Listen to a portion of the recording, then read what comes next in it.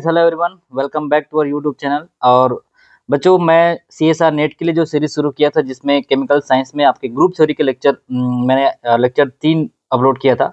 आज हम lecture number 4 देखेंगे, जिसमें बात करेंगे आपके क्लोजर रूल और आपके एसोसिएटिव रूल्स होते हैं। कुछ बेसिक रूल्स हैं जिसमें हम आपको ग्रुप थ्योरी में पढ़ाएंगे। तो चलिए चलते हैं, उस रूल्स के बारे में बात करेंगे। इसमें 3-4 रूल है, जैसे इनवर्स रूल है और आपका इस रूल के अकॉर्डिंग कैसे आपका अबेलियन ग्रुप और नॉन अबेलियन ग्रुप में इसको डिफाइन किया जाता है। ये आपके सीएसआर के पॉइंट ऑफ व्यू से या आप बात करते हैं या नेट का या गेट के लिए, तो एटलीस्ट इसमें 1 से 2 क्वेश्चन आपको देखने को मिलता है कि कैसे वो रूल्स के अकॉर्डिंग आपको कैरेक्टर टेबल में डिफाइन किया जाता है। तो ये जो रूल्स थे, इंपॉर्टेंस आपके जो रिलेशन है, इसको मैं प्रीवियस लेक्चर में डिस्कस ऑलरेडी कर चुका हूँ। कैसे ये रिलेशन आपके लिए एप्लीकेबल होते हैं जब आपका मल्टीपल ऑपरेशंस को अप्लाइड किया जाता है। जैसे आपको बताया था कि सिग्मा के पावर में, ठीक है, सिग्मा अगर n टाइम इवन नंबर में आप अप्लाई करते हैं तो वो आपका आइडेंटिटी के इक्वल होता है, ठीक है। और ये सारी चीजें मैं लास्ट वीडियो में पूरा डिस्कस कर दिया था। अगर आपने वीडियो नहीं देखे होंगे तो जाकर आप देख सकते हैं, प्लेलिस्ट में आपका वीडियो है। नेक्स्ट आपका, मैं इम्प्रॉपर एक्सिस ऑफ रोटेशन के बारे में भी बात किया था, कैसे आपका जो एस के पावर में हम एन इवन लगाते हैं तो कब वो क्या होता है, आइडेंटिटी होता है, कब वो रिफ्लेक्शन होता है। ये सारी चीजें मैंने डिस्कस कर दिया था। चलिए, ये बेसिक आपका जो रूल्स था उसको मैंने समराइज कर दिया यहाँ पे। अगर आपने वो लेक्चर नहीं भी देखे होंगे तो ये वाला जो रूल है, इसमें जो बात कर रहा था, ये पूरा यहाँ पे आपका कवर हो गया। मैं आपको ये भी बोला था कि आप शॉर्ट नोट्स बनाते चलिए। जब तक आप शॉर्ट नोट्स नहीं बनाएंगे, ठीक है, आप जो पढ़े होंगे वो हो सकता है आपको रिवीजन के तौर पर, रिवीजन जब करेंगे तो वहाँ पे आपको प्रॉब्लम हो सकता है। चलिए, तो सबसे पहला जो मैथमेटिकल रिक्वायरमेंट्स है आपके पॉइंट ग्रुप के लिए, वो है आपका क्लोजर रूल। आज हम 3-4 रूल है उसके बारे में बात करेंगे। Basically what is closure rule, let us go into the definition. Closure rule का हम डेफिनेशन के तौर पे देखते हैं। यहाँ पे लिखा है, देखिए, if A and B are two elements of a group. अगर किसी ग्रुप के 2 एलिमेंट है, क्या एलिमेंट है, एक आपका ए है और दूसरा आपका बी है। तो अगर इसका हम प्रोडक्ट निकाला जाए, प्रोडक्ट निकालते हैं, ए इंटू बी करते हैं, ठीक है, ए इंटू बी करते हैं, तो इसका जो प्रोडक्ट होगा वो भी उस ग्रुप के एलिमेंट होगा।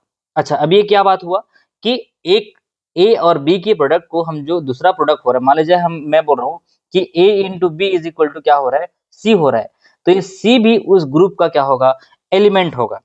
आल्सो अगर हम इसकी स्क्वायर की बात करते हैं, अगर कोई स्क्वायर लेते हैं, ए का स्क्वायर लेते हैं, तो भी वो उसी ग्रुप का क्या होगा, एलिमेंट होगा, ठीक है। तो इसको, इसके पास दो केस हो सकता है। Late A in B to symmetry operation. पहला देखिए, मैं बोला कि आपने ए इंटू बी किया और इसी को हम उल्टा कर दिया, बी इंटू ए कर दिए। तो आप चाहे ए इंटू बी करें या बी इंटू ए करें, दोनों का मतलब अगर सी आ रहा है तो ऐसे वाले एलिमेंट्स को क्या बोलते हैं, कम्यूट बोलते हैं। मतलब मैं ये बोला कि आप चाहे ए इंटू बी करें तो भी सी आ रहा है और बी इंटू ए करेंगे तो भी सी आ रहा है। तो ऐसे वाले क्लोजर रूल्स में ऐसे जो ग्रुप्स होते हैं या ऐसे जो ऑपरेटर्स आप ऑपरेट करते हैं, तो वो कहलाता है आपका कम्यूट ऑपरेटर, या अब ये कह सकते हैं कि ये एक दूसरे से क्या है, आपका कम्यूट है। यही पे ध्यान दीजिएगा, एक दूसरा कॉन्सेप्ट आएगा जो मैं आपको बताऊंगा, नॉन कम्यूट। तो उसके लिए, उससे सबसे पहले हम देख लेते हैं क्या होता है अबेलियन ग्रुप। इसके अकॉर्डिंग, क्लोजर रूल के अकॉर्डिंग, किसी भी पर्टिकुलर पॉइंट ग्रुप को 2 कैटेगरी में डिवाइड किया गया है। एक आपको बोला मैं क्या, अबेलियन ग्रुप होता है, एक शायद आपने पढ़े होंगे एमएससी के लेक्चर में, एमएससी क्लासेस में, और दूसरा होता है नॉन अबेलियन ग्रुप। ये वीडियो जो अगर बच्चे एमएससी वाले भी देख रहे होंगे तो उनके लिए बहुत बेनिफिट्स है। ये सीएसआर के पॉइंट ऑफ व्यू से तो है ही, लेकिन जो बच्चे एमएससी फर्स्ट सेमेस्टर में है उनके लिए बहुत यूजफुल है ये। तो एग्जांपल के तौर पे मैं लेता हूँ C2B पॉइंट ग्रुप। अच्छा, ये C2B पॉइंट ग्रुप में जब हम क्लोजर रूल अप्लाई करते हैं तो देखते हैं क्या होता है। मैं बोला कि C2B पॉइंट ग्रुप में यहाँ पे आपका एक होता है C2 एक्सिस, यानी कि Z एक्सिस से आप C2 लगाएंगे, और दूसरा होता है आपका सिग्मा एक्स जेड, और तीसरा होता है आपका सिग्मा वाई जेड, और एक चौथा जो होता है आपका आइडेंटिटी। ये 4 आपका ऑपरेशन है। इस 4 ऑपरेशन में हम करके देखते हैं। सबसे पहले हम कॉम्बिनेशन लेते हैं, कंबाइन ऑपरेशन करते हैं, C2 का Z एक्सिस से हम ऑपरेशन करते हैं, और यहाँ पे आपका आ जाता है सिग्मा एक्स जेड। तो जब हम C2 और Z और सिग्मा जेड को अप्लाई करते हैं तो इसका आंसर आता है क्या, सिग्मा वाई जेड। यहाँ पे ध्यान देना, मैं इसको A मार रहा हूँ, इसको B मार रहा हूँ, और इसको मैं मार रहा हूँ C। मैं बोला A into B is equal to, अगर C आ रहा है, अब मैं रिवर्स कर रहा हूँ। रिवर्स मतलब पहले मैं इस ऑपरेशन को परफॉर्म कर रहा हूँ, sigma x Z sigma x Z into ये होता है C2Z। अब इसका ऑपरेशन, इसका जो ऑपरेशन करेंगे, जो आंसर आएगा वो भी क्या आएगा, सिग्मा वाई जेड आएगा। मतलब इसको मैं अगर सी मार रहा हूँ तो ये भी आपका सी है, ये भी आपका, ये क्या हो जाएगा, ये हो जाएगा B into A is equal to C. तो ऐसे वाले ग्रुप जिसका प्रोडक्ट को हम रिवर्स करके भी मल्टीप्लाई कर रहे हैं तो आपका आंसर एज इट इज आ रहा है, जो पहले आ रहा था, ऐसे वाले कहलाते हैं क्या, कम्यूट कहलाते हैं। इट मीन्स आपका A B is equal to B A, ये आपका सही रिलेशन है तब जब ये कम्यूट होंगे, और ऐसे वाले ग्रुप कहलाते हैं आपके अबेलियन ग्रुप कहलाते हैं। ठीक है, क्लियर है। चाहे आप किसी को भी ले सकते हैं, जैसे यहाँ देखिए सिमिलरली आप C2Z का ऑपरेशन कर रहे हैं सिग्मा वाई जेड के साथ तो आपका आंसर सिग्मा एक्स जेड आ रहा है, और यहीं पे अगर सिग्मा एक्स जेड और सिग्मा वाई जेड के साथ करेंगे तो आपका आंसर क्या आएगा, C2Z। तो all results remain within the same group, closure rule satisfied. Closure rule क्या कर रही है, सेटिस्फाइड कर रहा है अगर वो सेम ग्रुप का एलिमेंट हो रहा है उसके ऑपरेशन करने के बाद। यहीं पे देखिए, अच्छा मैं इसको ऑपरेशन पूरा ऑपरेशन करके दिखाता हूँ, शायद यहाँ पे जगह होगा तो हाँ चलिए यहाँ पे थोड़ा सा कोशिश करिएगा। मैं यहाँ पे देखिए इंपॉर्टेंट अबेलियन ग्रुप की भी वैल्यू वो लिख दिया हूँ कि कौन कौन से आपके इंपॉर्टेंट अबेलियन ग्रुप होते हैं। एक तो आपका C1 है, दूसरा आपका CS है, अगर आप नोट करते हैं इसको नोट करते चलिए। तीसरा है आपका C2, फिर है C2B, D2 और D2H। तो जो मॉलिक्यूल्स होते हैं, ऐसे मॉलिक्यूल्स जिसका अबेलियन ग्रुप, ऐसे मॉलिक्यूल्स होते हैं if they do not have rotation axis higher than C2, more than C2, अगर उसके पास रोटेशन एक्सिस नहीं है तो ऐसे वाले ग्रुप क्या कहलाते हैं, आपके अबेलियन ग्रुप कहलाते हैं। अब ध्यान देना, इसको मैं आपको प्रूव करके भी दिखाता हूँ कैसे ये एक्चुअली में अबेलियन ग्रुप में आता है। Let us prove. चलिए सबसे पहले यहाँ पे मैं एक वाटर का सिंपल सा एक मॉलिक्यूल बना लेता हूँ। ये हमारा हो गया H1, ये हो गया हमारा H2। ध्यान से इसको देखते चलिएगा। मैं इसमें सबसे पहले क्या परफॉर्म कर रहा हूँ, C2 परफॉर्म कर रहा हूँ। ठीक है, तो जब मैं इसमें C2 परफॉर्म करूंगा इस एक्सिस से, तो यहाँ पे आपको जो H2 दिख रहा है ये कहाँ चला जाएगा, इधर आ जाएगा, और ये जो H1 दिख रहा है वो कहाँ चला जाएगा, इधर चला जाएगा। तो इसको मैं क्या कर रहा हूँ, यहाँ देखिए ये मैं बना दिया। मैं आपको बोला H2 इधर आ जाएगा, तो किधर आ जाएगा, ये होगा H2 और ये हो जाएगा H1। मैं अपने सिर्फ कन्वीनियंस के लिए यहाँ पे H2 H1 किया हुआ हूँ, ऐसा आपका डिनोशन नहीं रहता, वो हाइड्रोजन ही है। ठीक है, चलिए अब आप इसमें क्या करिए, प्लेन लगाइए। यहाँ पे मैं एक प्लेन लिख देता हूँ, बना देता हूँ, यहाँ पे एक प्लेन बना देता हूँ, ये वाला प्लेन लगाइए। ये आप प्लेन लगा रही आप इसको वर्टिकल मान सकते हैं क्योंकि ये प्रिंसिपल एक्सिस के पैरेलल लग रहा है। अब जैसे ही आप यहाँ पे प्लेन लगाएंगे तो मैं इसको बोल दिया सिग्मा वी प्लेन है। ठीक है, ये आपका कौन सा है, सिग्मा वे प्लेन। अब जैसे ही आप प्लेन लगाएंगे तो आपको पता है कि यहाँ पे जो H2 है वो रिफ्लेक्ट करके इधर दिखेगा और H1 क्या दिखेगा, इधर दिखेगा। इसका मतलब ये है कि आपका वाटर मॉलिक्यूल फिर से कैसे दिखने लग जाएगा, ऐसे दिखने लगेगा। यहाँ पे हो जाएगा H1, यहाँ पे हो जाएगा H2, और ये आपका सिग्मा भी हो गया। अब आप इसी में दूसरा रोटेशन परफॉर्म कीजिए। देखिए यहाँ पे कैसे होगा, देखिए H2 है, H1 है। अब इसमें फिर से आप अगर रिफ्लेक्शन करेंगे, ठीक है, क्या करेंगे इसमें, अब देखिए यहाँ पे जो आपका ओरिजिनल, ये आपका आइडेंटिटी था, ये आपका था और ये ऐसे दिख रहा है आपको। तो आपने क्या किया, पहले C2 किया और दूसरे बार में क्या दिया, रिफ्लेक्शन दिया। मतलब पहले आपने क्या दिया, रोटेशन किया। मैं आपके ऑपरेशन को लिख रहा हूँ, आपने पहले रोटेशन किया, उसके बाद मल्टीप्लाई आपने क्या किया, रिफ्लेक्शन किया। रिफ्लेक्शन मतलब आपने प्लेन लगाया। ठीक है, ये आपका रिफ्लेक्शन, ये आपने रिफ्लेक्शन दिया। ठीक है, अब हम उल्टा करेंगे, पहले रिफ्लेक्शन देंगे फिर बाद में क्या देंगे, रोटेशन देंगे। मतलब मैं ये बोल रहा हूँ कि ये A इंटू बी था और हमने दिया C। अब मैं जस्ट ऑपरेशन को उल्टा कर रहा हूँ। देखना, हम सबसे पहले क्या ले लेते हैं, इसमें रिफ्लेक्शन ले लेते हैं। दूसरा केस ये है कि हम यहाँ पे water molecule as it is पहले वाला फिर से उठा लेते हैं इसको। ये हमने ले लिया H1, ये हमने ले लिया H2। अब मैं क्या कर रहा हूँ, इसमें पहले इसमें रिफ्लेक्शन दे रहा हूँ। ध्यान से सुनिएगा, पहले बार में मैं रोटेशन किया था, अब मैं यहाँ से सबसे पहले रिफ्लेक्शन दे दिया। तो जैसे ही मैं यहाँ रिफ्लेक्शन दूंगा तो यहाँ पे क्या हो जाएगा, ये आपका मॉलिक्यूल हो जाएगा, ये HS वो ऑक्सीजन, ये दिखेगा इधर, ये दिखेगा इधर, तो ये आपका H2 इधर हो जाएगा, ये आपका H1 इधर हो जाएगा। अब ये कौन सा प्रोडक्ट है, सिग्मा वी प्रोडक्ट है। उसके बाद नेक्स्ट आप इसमें करिए क्या, C2 परफॉर्म करिए। C2 का Z एक्सिस से परफॉर्म करिए, यहाँ से आप परफॉर्म करिए C2, और आपका मॉलिक्यूल जो है जैसे ये दिख रहा था, ये देखिए ये घूमेगा तो कहाँ चला जाएगा, ये आपका जो हाइड्रोजन है इधर आ जाएगा और ये कहाँ चला जाएगा, इधर चला जाएगा। इसका मतलब ये है कि आपका H1 इधर आ जाएगा और H2 इधर आ जाएगा। तो आपको कुछ भी डिफरेंस नजर नहीं आ रहा होगा। देखिए डियर स्टूडेंट्स, ये वाला जो प्रोडक्ट था, ये वाला जो प्रोडक्ट था, ठीक है, ये वाले प्रोडक्ट के बराबर दिख रहा है। इसका मतलब ये है कि हमने पहले रोटेशन किया, उसके बाद रिफ्लेक्शन किया, तो भी हमारा आंसर ये आ रहा है।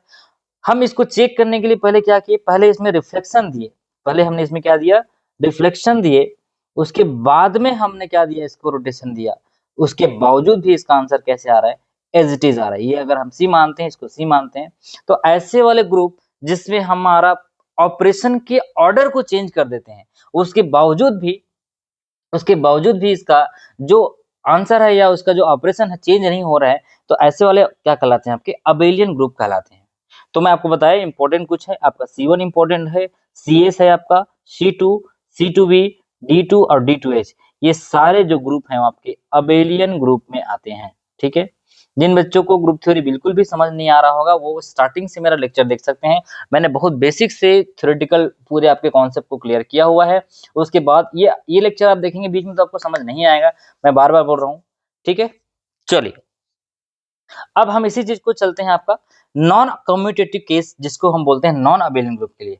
अब इसमें क्या होगा, यहाँ देखिए, यहाँ पे आपके जो पिछला टॉपिक था उसमें हो रहा था क्या, इसमें हो रहा था A into B is equal to C हो रहा था, और B into A is equal to C हो रहा था। यहाँ पे ऐसा कुछ भी नहीं होगा। अब यहाँ पे इसको मैं डिलीट कर देता हूँ, चेक करते हैं, देखते यहाँ पे क्या होता है, यहाँ पे होगा A into B is equal to, अगर C हो रहा है तो जस्ट अगर B इंटू ए करेंगे तो C ना हो क्या हो जाएगा, D हो जाएगा।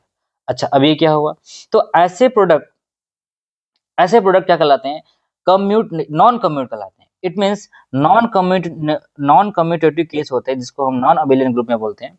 This means A and B do not commute, क्योंकि A into B is not equal to B into A. अब इसको भी मैं आपको प्रूव करके दिखा दूंगा कैसे ये A इंटू बी जो है B इंटू ए के बराबर नहीं हो रहा है। In such case the order of multiplicity, जो मल्टीप्लीकेशन करते हैं वो मैटर करता है, आप कैसे मल्टीप्लीकेशन कर रहे हैं। अबेलियन ग्रुप में आपके लिए ऑर्डर से कोई मतलब नहीं था, आप चाहे पहले रोटेशन कर दीजिए बाद में रिफ्लेक्शन करिए, या इसमें क्या हो रहा था, पहले रिफ्लेक्शन करिए बाद में रोटेशन कर दीजिए, आपका आंसर सेम आ रहा था। But in case of non abelian group आपको ऑर्डर याद रखना होगा, या इट मींस ऑर्डर को केयरफुली देखना पड़ेगा कि आप किस ऑर्डर में मल्टीप्लीकेशन कर रहे हैं। चलिए फॉर एग्जाम्पल मेरे पास C3 भी एक पॉइंट ग्रुप है। C3 पॉइंट ग्रुप का एग्जाम्पल होता है, एकदम बेस्ट एग्जाम्पल है अमोनिया। ठीक है, अमोनिया के एग्जाम्पल को समझते हैं। अमोनिया के एलिमेंट्स लिख लेते हैं हम लोग पहले। आइडेंटिटी होता है, फिर इसमें C3 होता है, और इसमें C3 का 2 होता है। ठीक है, C3 का 1 होता है, C3 का 2 होता है, और आपका सिग्मा V होता है। तीन टाइप के होते हैं, सिग्मा V डेस होता है, सिग्मा V डबल डेस होता है। ठीक है, तो इसी को हम शॉर्ट फॉर्म में क्या लिख देते हैं, आइडेंटिटी 2C3 और 3 सिग्मा V, ऐसे हम लिख देते हैं। ठीक है, चलिए अब हम इसमें ऑपरेशन को मल्टीप्लाई करते हैं। सबसे पहले हम C3 रोटेशन देंगे और सिग्मा V देंगे। C3 रोटेशन देंगे बोला हूं और सिग्मा V देंगे बोला हूं, तो इसका प्रोडक्ट आता है सिग्मा V डेस। और अगर मैं इसी को रिवर्स कर देता हूं, पहले सिग्मा V दे देता हूं बाद में C3 देता हूं, तो इसका आंसर आ जाता है सिग्मा V डबल डेस। अब ये क्या बात हुआ, अब इसको मैं आपको प्रूव करके दिखाता हूं, ध्यान से समझिएगा। यहाँ पे शायद मैं क्वेश्चन को बनाया हूँ कि नहीं बनाया हूँ, कोई बात नहीं, चलिए यहाँ बना देते हैं। मैं इसको थोड़ा सा साइड कर देता हूँ तो कि आपको याद, हाँ चलिए इसको आप नोट कर लीजिए, अगर आप नोट कर रहे होंगे तो मैं थोड़ा सा इसको हटाता हूँ। ठीक है, ये हो गया आपका, मैं वापस इसको लिख दूंगा। चलिए मेरे को यहाँ पे मॉलिक्यूल्स बनाना है एक्चुअली में, तो मैं बनाता हूँ नाइट्रोजन, ये आपका हो गया H1। अभी देखिए वैसे मैं अपने जानने के लिए यहाँ पे H2, ठीक है, यहाँ पे मैं लिख दीजिए H3, और ये मैंने लिख दिया H1। अब हम सबसे पहले इसमें क्या परफॉर्म करेंगे, C3 परफॉर्म करेंगे। एक मिनट, इसको मैं व्हाइट दे देता हूं, तो हाँ C3 परफॉर्म जब हम करेंगे तो यार हमको पता होगा C3 यहाँ से लगाते हैं, नाइट्रोजन से लगाते हैं, तो जैसे ही आप C3 लगाएंगे तो आपका पूरा पोजीशन चेंज हो जाएगा। ये हो जाएगा आपका नाइट्रोजन यहाँ पे, ये आपका पोजीशन जो हाइड्रोजन का है वो सब इक्वल चेंज हो जाएगा। तो ये H3 था वो कहाँ चला जाएगा, यहाँ चला जाएगा, तो यहाँ पे हो जाएगा H3, और H1 यहाँ पे आ जाएगा, और H2 यहाँ पे आ जाएगा। ये हो गया आपका C3। अब हम इसमें लगाएंगे सिग्मा, अब किसी भी दो जगह को आप क्या करेंगे, अनशिफ्टेड रखेंगे, नाइट्रोजन और हाइड्रोजन के थ्रू एक प्लेन लगेगा। क्लियर है, मैं आपको जब एक्सिस ऑफ रोटेशन पढ़ा रहा था तो वहां पे बताया था कि अमोनिया कैसे घूमता है। उसके बाद आप देखेंगे यहाँ जब प्लेन लगाएंगे, ये समझो कि यहाँ पे यहाँ से आप प्लेन लगाएंगे, ठीक है, तो जब यहाँ से प्लेन लगाएंगे तो आपका जो H1 और आपका क्या है, H1 और आपका H3 है, ठीक है, कहीं से भी आप एक प्लेन लगाएंगे क्योंकि यहाँ पे 3 सिग्मा भी लग रहा है, तो आप सपोज आप यहाँ से लगा सकते हैं, अगर ये बाद में करता हूँ तो ये आपका H2 है वो कहाँ दिखने लगेगा, यहाँ दिखने लगेगा। तो मैं छोटा सा यहाँ बना देता हूँ, H3 अपने जगह पे है, और ये हो गया आपका क्या, ये हो गया आपका H1 और ये हो गया आपका H2। इसका मतलब ये है कि हमने ये वाला प्लेन अप्लाई, यहाँ पे मैं और लिख देता हूँ, यहाँ पे हमने ये वाला प्लेन अप्लाई किया है, तो ये वाला इधर दिख रहा है और ये वाला इधर दिख रहा है। यहाँ पे क्लियर हुआ। मतलब अब इसका मैं अगर प्रोडक्ट लिखना चाहूँ तो मैंने क्या किया, C3 इंटू सिग्मा V किया, तो मेरा आंसर आया सिग्मा V डैश। अब इसको जस्ट मैं उल्टा कर रहा हूँ, देखना मैं इस ऑपरेशन को उल्टा करूँ, पहले मैंने क्या किया, C3 किया फिर सिग्मा V किया, अब इसमें मैं सिग्मा V पहले कर रहा हूँ, यहीं पे ध्यान देना, यहीं पे मैं सिग्मा V पहले ऑपरेट कर रहा हूँ। सिग्मा V ऑपरेट करूंगा तो क्या होगा, यहाँ से आप दिमाग ध्यान सुनिएगा, ये वाला मैं प्लेन लगा रहा हूँ, तो नाइट्रोजन अपने जगह पे रहेगा, ये आपका H1 ऊपर में रहेगा, और बाकी जो रिमेन इधर है 3 वाला इधर दिखने लगेगा, तो मैंने यहाँ 3 रख दिया और ये 2 रख दिया। अब ये पहला ऑपरेशन हो गया। अब मैं बोला इसमें C3 ऑपरेट करिए, C3 ऑपरेट करिए, इसके बराबर अगर आ गया तो अबेलियन ग्रुप है, और नहीं आया तो नॉन अबेलियन ग्रुप है। तो पहले हम देख लेते हैं, पहले हम आपको रिफ्लेक्शन ऑपरेशन करके दिखाया, फिर आपको C3।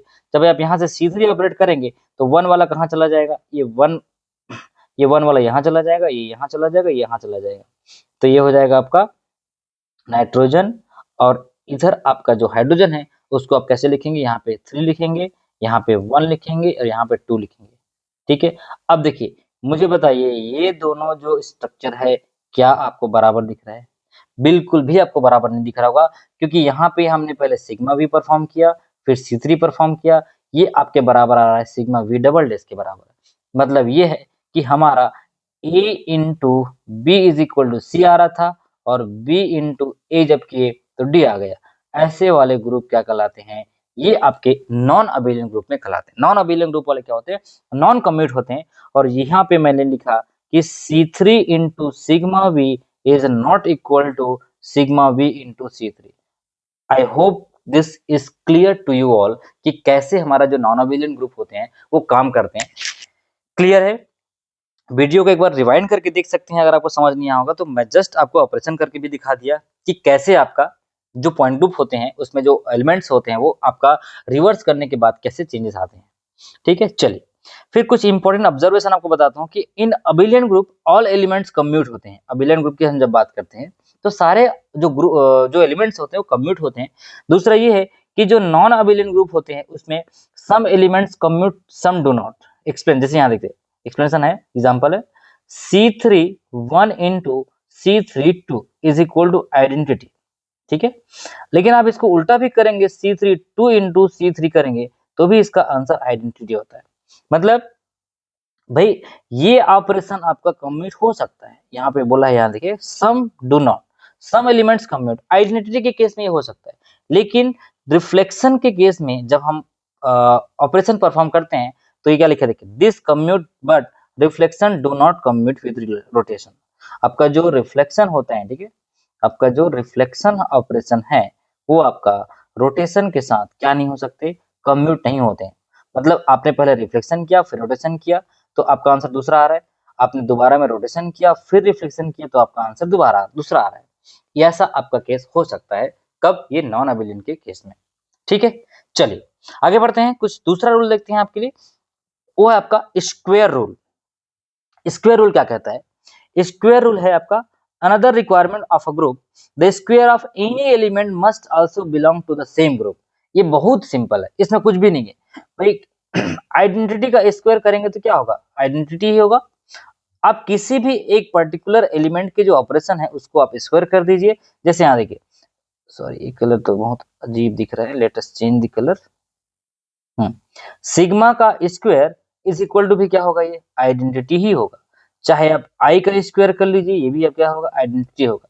तो ये क्या होता है, किसी भी एलिमेंट्स का the square of any element must also belong to the same group. और हमको पता है आइडेंटिटी भी उस ग्रुप का एलिमेंट होता है। चाहे आप किसी का भी स्क्वायर कर दीजिए, आई का स्क्वायर करेंगे तो भी आइडेंटिटी आएगा, आप चाहे सिग्मा का स्क्वायर कर दीजिए तो भी आपका आइडेंटिटी आएगा। तो ये हो कहलाता है आपका स्क्वायर। ठीक है, अब इस केस में प्रॉपर रोटेशन का स्क्वायर अलग होता है और इम्प्रॉपर का अलग होता है। तो बात करते हैं सबसे पहले प्रॉपर रोटेशन का। देखिए प्रॉपर रोटेशन में दो केस आ सकता है, एक तो आपका इवन नंबर, दूसरा होता है आपका ऑर्डर नंबर। अगर मान लीजिए मेरे पास सी एन कोई एक्सिस है, यहाँ पे इसका मैंने लगाया एम कोई एम मतलब नंबर ऑफ रोटेशन है, मैंने कितना बार किया है, ठीक है।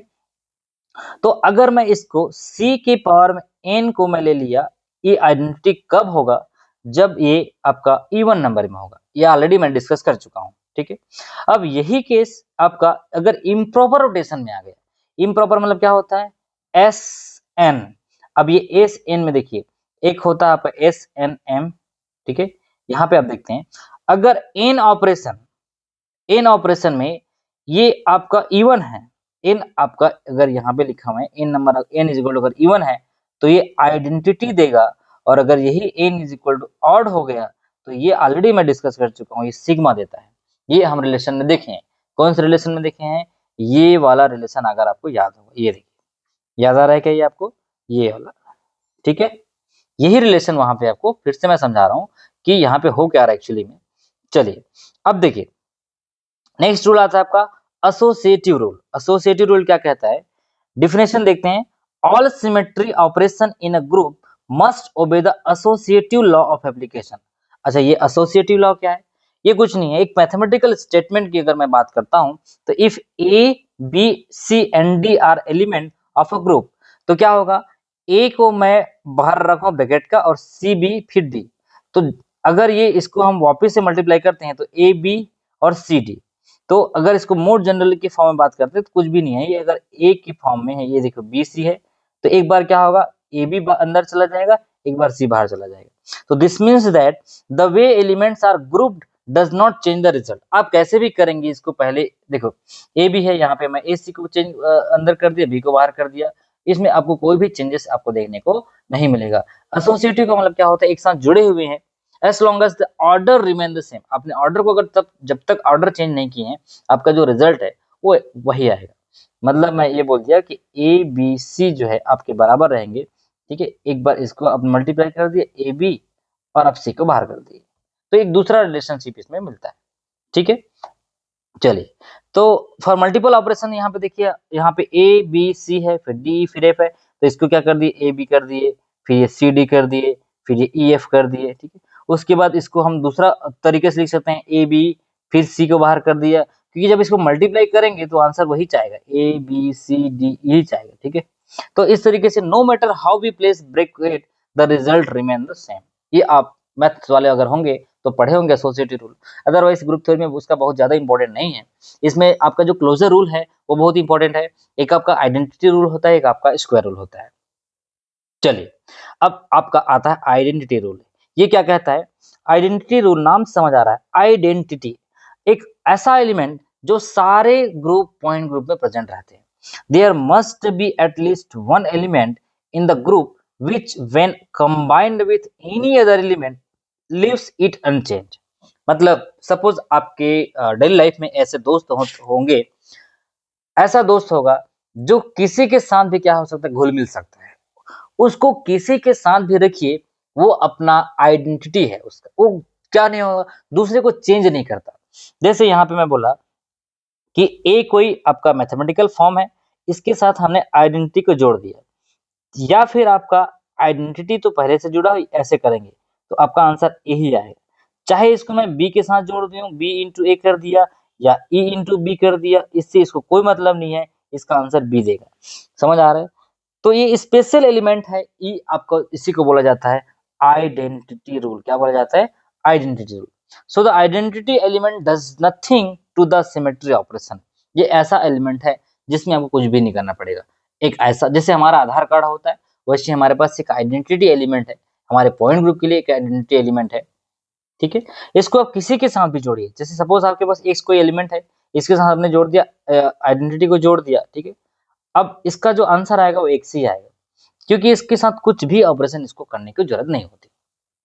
चलिए इसका फिजिकल मीनिंग क्या हो सकता है, अगर हम आइडेंटिटी का फिजिकल मीनिंग देखें तो in molecular symmetry the identity operation means doing nothing to the molecule. कुछ भी नहीं करना है, अगर आपको मुझे देखना है या आपके आइडेंटिटी बचाना है तो मैं क्या करूंगा, जस्ट आपको देखूंगा समझ आ जाएगा कि हाँ एक आइडेंटिटी है आपके पास, एक ह्यूमन बीइंग की आइडेंटिटी है या एक एनिमल का आइडेंटिटी है, बस एक देखने से पता चल जाएगा। उसी तरीके से कोई मॉलिक्यूल से मान लीजिए यहाँ पे PCl5 एक मॉलिक्यूल्स है, ठीक है, ये आपका मॉलिक्यूल्स है PCl5। तो इसके लिए क्या करना है, एक आइडेंटिटी है इसमें तो है, कुछ करना ही नहीं है इसमें, ठीक है। So even though it seems trivial it must always be included in the every point group. अच्छा, इसमें ऐसा लगता है कि जब कुछ करना ही नहीं है तो इसको क्यों जोड़े हैं, बहुत ट्रिवियल लगता है, भाई क्या मतलब इसको जोड़ने, लेकिन फिर भी इसको क्या करता है पॉइंट ग्रुप में आपको ऐड करना होता है, ठीक है। चलिए नेक्स्ट आपका आता है इनवर्स रूल। हाँ ये इंपॉर्टेंट हो सकता है। इनवर्स रूल क्या होता है, each element in a group must have reciprocal, each element in a group must have reciprocal यानी कि inverse which is also an element of the same group. जैसे मान लीजिए मैं एक ए कोई मेरे पास क्या एलिमेंट है, ठीक है, ए इज एन एलिमेंट है और इसका एक मैं प्रोडक्ट ले रहा हूं जो इसके रिवर्स कर रहा है, ए इनवर्स। तो A into A inverse is equal to क्या होगा, आंसर आपका आइडेंटिटी होगा। अब यहाँ पे एक थोड़ा सा लॉजिक समझिएगा, आप यहाँ से चलना शुरू किए, ठीक है, यहाँ से चल के यहाँ गए, अब मैं आपको बोला कि आप उल्टा रिवर्स आइए, फिर यहाँ से चल के यहाँ आइए, मतलब आप जिस जगह शुरू किए थे उसी जगह वापस आ जाएंगे, फिर यहाँ से चलना शुरू करेंगे, यहाँ गए फिर यहाँ गए, वापस आ गए। तो ऐसे केस में क्या हो रहा है, ये कोई एलिमेंट में ऑपरेशन हो रहा है, उसके बाद इसको फिर से रिवर्स कर दिया जा रहा है, ए इनवर्स 1, तो आंसर आपका क्या आएगा, आइडेंटिटी होगा। तो आप इसको किसी के भी ऊपर परफॉर्म करिए, मान लीजिए सिग्मा किए और सिग्मा का रिवर्स कर दीजिए, तो आंसर क्या होगा, आइडेंटिटी होगा। अगर आपने एक कोई इन्वर्जन किया और इन्वर्जन का फिर से रिवर्स कर दिया तो आंसर क्या होगा, आइडेंटिटी होगा। और यहाँ पे अगर मैं बात करता हूँ C31 किया और यहाँ पे C31 का मतलब क्या है, अगर इसको एक बार घुमाए हैं वापिस इसको रिवर्स कर दिए तो वो C32 भी हो सकता है, दो बार किए तो। और अगर C3 इनवर्स 1 इसका मतलब ये है उल्टा है, तो आंसर क्या है आपका, आइडेंटिटी का केस होगा। ये कहलाता है आपका इनवर्स रूल। अब इस इनवर्स रूल में थोड़ा सा आपको समझने की जरूरत है कि यहाँ पे यही पे केस आता है आपका s की पावर में, यानी कि इम्प्रॉपर एक्सिस में क्या होता है। तो ये इनवर्स रूल जो है पहले हम देखेंगे प्रॉपर एक्सिस के लिए, ध्यान से समझिएगा। हम इनवर्स रूल को पहले प्रॉपर एक्सिस के लिए पढ़ेंगे, उसके बाद हम कहाँ जाएंगे, उसके बाद हम जाएंगे इम्प्रॉपर एक्सिस को। तो ये क्या कहता है इसको समझते हैं। यहाँ देखिए inverse of proper rotation CNM, C के पावर में n, सॉरी CNM। अब ये क्या है भाई, मान ले जाए मैं इसको C3 मान लेता हूँ और m को कोई नंबर मान लेता हूँ C32, तो ये इसी की फॉर्म में होता है CNM। ये क्लियर हुआ। अब अगर मुझे इसको इनवर्स रूल अप्लाई करना है, इसका मतलब ये है कि C के पावर में A है और यहाँ पे मान लीजिए यहाँ 2 है, मैंने यहाँ 2 लिया है, अब मुझे रिवर्स जाना है तो उस जितने ऑपरेशन को किया होगा उसको माइनस करना पड़ेगा। तो मैं क्या करूंगा, यहाँ पे सपोज मैं C2 से गया और यहाँ पे भी 2 लिख दिया, तो 2 माइनस C2 माइनस, अब कितने बार मैं गया हूँ 1 2 जो जितना भी करना पड़ेगा, तो इसको इन्वर्स करना पड़ेगा। चलिए इसको समझते हैं, इसका मतलब है क्या, ये यहाँ से कैसे आया। C की पावर में n, ये m है, ठीक है। अब मैं बोला इसको इनवर्स रूल अप्लाई करिए, तो Cn into n minus m हो जाएगा। अब देखिए बेस दोनों का समान है तो पावर घट या जुड़ सकता है, तो C के पावर में n होगा और am हो जाएगा और प्लस आपका हो जाएगा n माइनस m, ठीक है। उसके बाद यहाँ से आप लिख सकते हैं इसको क्या, ये प्लस m, यहाँ नीचे लिख देता हूँ मैं, C की पावर में n है और ये m, उसके बाद ब्रैकेट जब ओपन होगा तो हो जाएगा plus n minus m is equal to, अब ये प्लस m से कट जाएगा तो आंसर क्या आएगा, CNN is equal to identity. तो आपको बात समझ आ रहा है कि हम उसको रिवर्स भी कर दिए तो उसका आंसर आइडेंटिटी के बराबर आ रहा है। अब C33, चलो इसको मैं ऑपरेशन के फॉर्म में लिखता हूँ, C33 बराबर क्या होगा, आइडेंटिटी होगा। और ये कहाँ से आया है, ये यहाँ से आया, इसको इन्वर्स करेंगे तो भी उसका आंसर वही होगा। जैसे फॉर एग्जाम्पल के लिए अगर आप CNM, ये को मैं बोल रहा हूँ -1 करेंगे तो ये CNN माइनस m ही होगा और यही आपको क्या कहलाता है, इनवर्स रूल कहलाता है, यही आपका इनवर्स रूल कहलाता है। चलिए इसको मैं थोड़ा सा किसी मॉलिक्यूल के लिए अप्लाई करता हूँ। प्रॉपर रोटेशन के लिए अगर मैं बात करता हूँ तो यहाँ पे देखिए समझिएगा बात को। अब प्रॉपर रोटेशन का मतलब क्या होता है, 360 डिवाइडेड बाय n। ये n क्या हो सकता है, आपका नंबर ऑफ रोटेशन हो सकता है। मान ले जाए इसको मैं बात किया कि ये 180 डिग्री है, n मतलब 2 है, तो 360 डिवाइडेड बाय 2, तो आंसर क्या आएगा? 180 ही आएगा। और इसी चीज को हम अगर m टाइम रोटेट करते हैं, m टाइम 1 2 3 जो भी है आपका, तो 360 डिवाइडेड बाय n इंटू क्या हो जाएगा? m, ठीक है। और ये ऊपर चला जाएगा, या to return to the original position we must rotate, अब उसको वापस से क्या करना पड़ेगा? जिधर गए थे उधर वापस आना पड़ेगा। तो 360 और n माइनस m अपॉन क्या हो जाएगा? ये n। और यही केस क्या बना है आपका? c की पावर में n और n माइनस m, यही आपको बताना चाह रहा हूँ, ठीक है। चलिए अब इसको हम देखते हैं आपका एग्जाम्पल के तौर पे C31 का इनवर्स लेके देखते हैं, ठीक है। C31 एक ऑपरेशन है, इसका इनवर्स क्या होगा?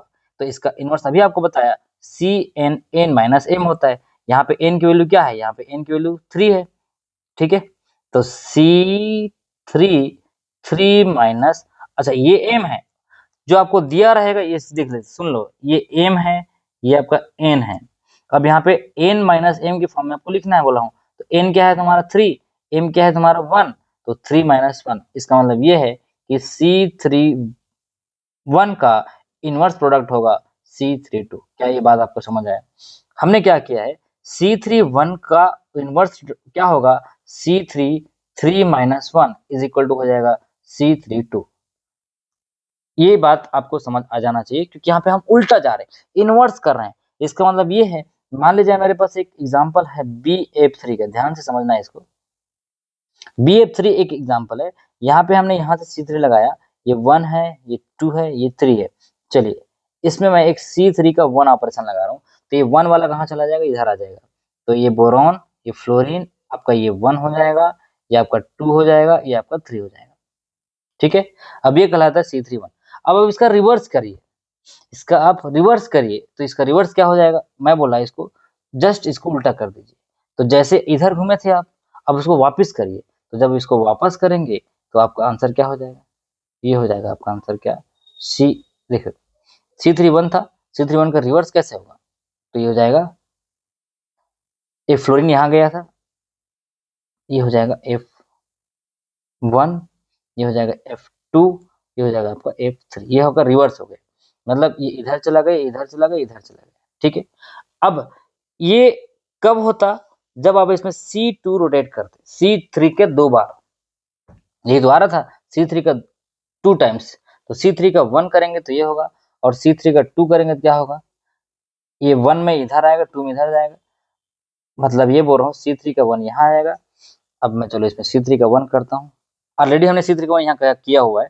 अब आप इसमें क्या करिए, C3 का 2 करेंगे, चलो इसलिए में कर देता हूँ मैं C3 का 2, तो बोरॉन इधर हो जाएगा, फ्लोरीन ये आपका कहाँ चला जाएगा? 2 में करेंगे तो इधर आ जाएगा, 1 2, और ये हो जाएगा आपका 3। इसका मतलब ये है कि आपका इनवर्स प्रोडक्ट, भाई C3 का 1 कर रहे हैं, यहाँ पे आपका आइडेंटिटी नहीं आया है। आइडेंटिटी कब आएगा? जब आप तीनों इक्वल होगा, मतलब C3। अब आप इसको फिर से रोटेट करेंगे, ये आपका C3 का दूसरा रोटेशन था, अब आप इसमें C3 का 3 रोटेट करेंगे, ठीक है। तो आपका आंसर कैसे दिखेगा आपको पता है? ये बोरॉन है, ये है। अब ये फ्लोरीन आपको कहाँ दिखेगा? यहाँ दिखेगा, तो ये फ्लोरीन यहाँ, सॉरी F2 यहाँ, और आपका F3 यहाँ, और आपका F1 यहाँ। तो ये आपका इसके बराबर दिख रहा होगा, ये देखिए ये बराबर दिख रहा है। इसका मतलब ये है कि आप जब इसको 3 बार रोटेट किए तब आपका क्या आया? आइडेंटिटी आया। यही तो आपको बताना चाह रहा था कि C31 का इनवर्स होगा C32, और C31 इंटू C3 जब 2 करेंगे तो इसका आंसर क्या होगा?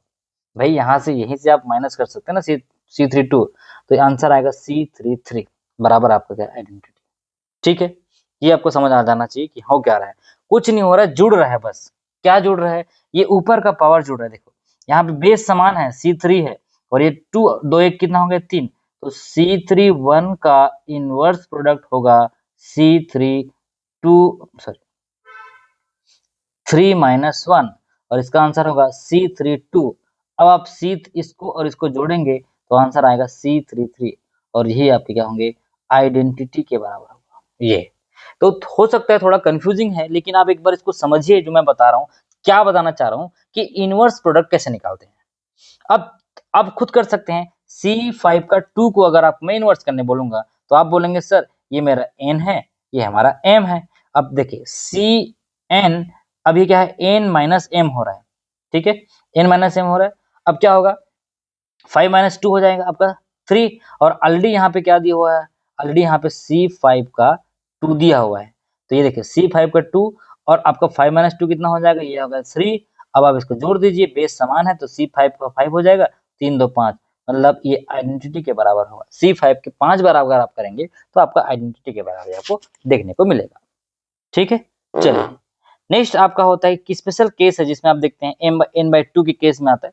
तो वही है, कुछ नहीं है, अगर मैं C2 के 1 से रोटेट करता हूँ और C2 को फिर से 1 से रोटेट करता हूँ तो C2 का 2 हो जाएगा, और ये आपका आइडेंटिटी का केस हो जाएगा। तो इसको एग्जाम में अगर फार्मूला के तौर पे आप लिखेंगे तो CnM और ऊपर में इनवर्स है, इसका मतलब ये है कि ये हो जाएगा Cn(n-m), यही आपका क्या होता है, प्रॉपर एक्सिस का इनवर्स है। ध्यान समझिएगा, अभी मैं आपको प्रॉपर एक्सिस का इनवर्स बता रहा था, इनवर्स, क्लियर हुआ? Okay, now go for the improper axis rotation. अभी हमने क्या पढ़ा, सी के बारे में पढ़ रहे थे।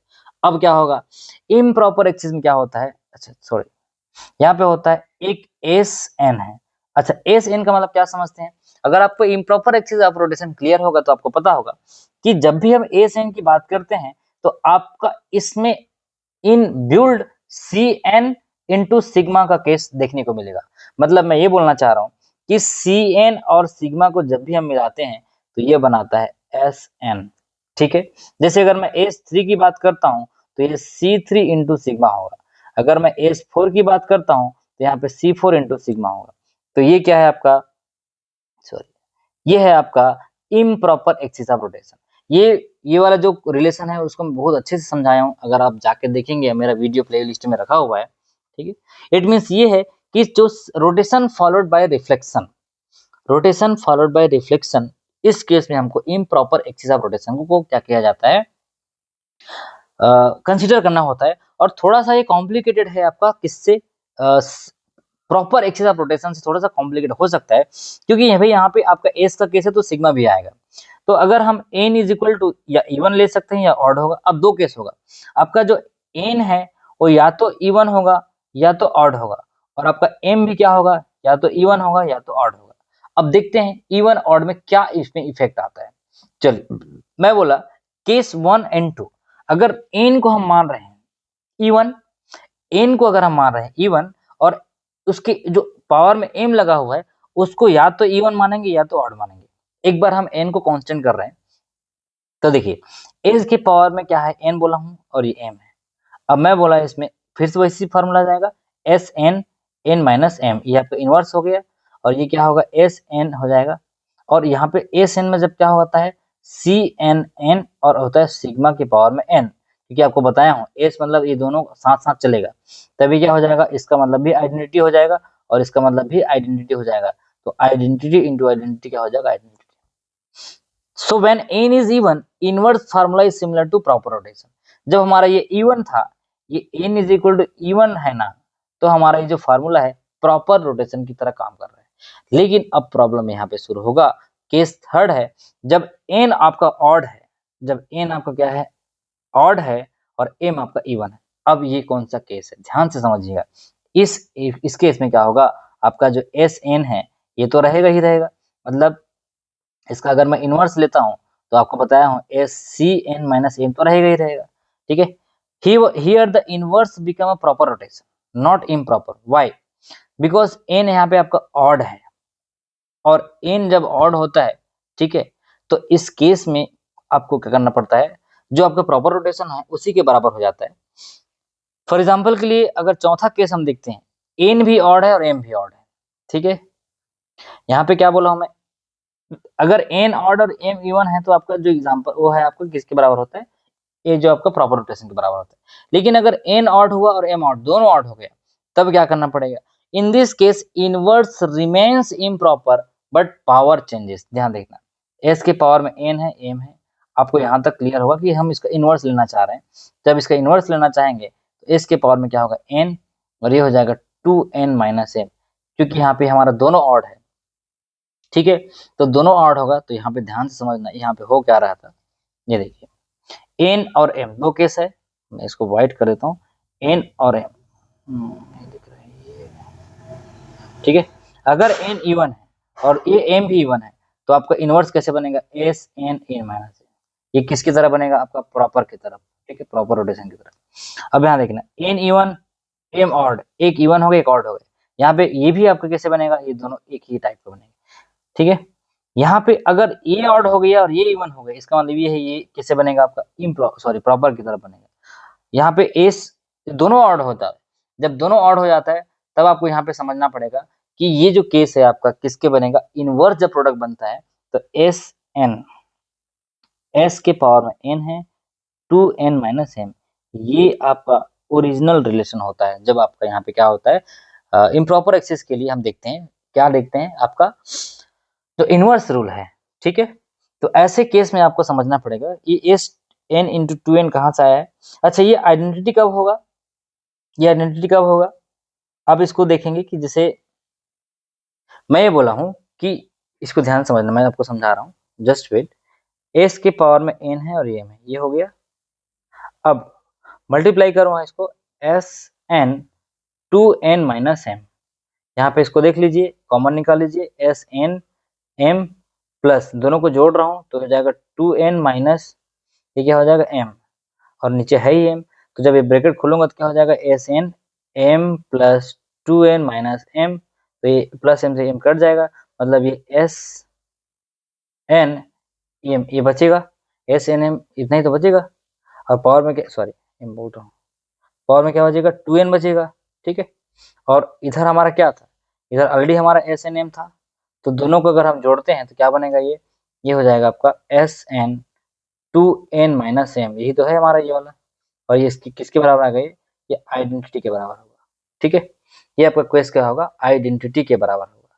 तो आई होप कि आपको ये रूल आपको समझ आया होगा, कैसे इनवर्स रूल काम करता है, कैसे आपका एसोसिएटिव रूल काम करता है, ठीक है। फिर नेक्स्ट वीडियो में आपको मैं बताऊंगा कैसे हमारे जो कैरेक्टर टेबल्स होते हैं उसको डिराइव करते हैं। ये रिलेशन बहुत इंपॉर्टेंट है। ये आपका जो क्लोजर रूल पढ़ा दिया आपको, एसोसिएटिव रूल है, इनवर्स रूल है, अबेलियन ग्रुप है। एग्जाम में आपको सीधा पूछ देते हैं कि कौन कौन से ग्रुप जो है अबेलियन ग्रुप होते हैं, कौन कौन सा रूल आपका नॉन अबेलियन ग्रुप होते हैं, ठीक है। तो इस तरीके से फिर आपको नेक्स्ट लेक्चर में मैं दूंगा आपको मैट्रिक्स रिप्रेजेंटेशन, ठीक है। हम पढ़ेंगे आपका मैट्रिक्स रिप्रेजेंटेशन, पढ़ेंगे कैसे हमको मैट्रिक्स को सॉल्व करना होता है। उसके बाद इसके वाटर मॉलिक्यूल का, CO2 मॉलिक्यूल्स का अलग अलग का कॉस थीटा साइन थीटा कैसे आते हैं, ये सारी चीजें मैं बताऊंगा, ठीक है। आई होप कि आपको ये वीडियो पूरा क्लियर हुआ होगा। अगर ये वीडियो पसंद आया होगा तो क्या करिए, आप इसको नोट्स बनाइए।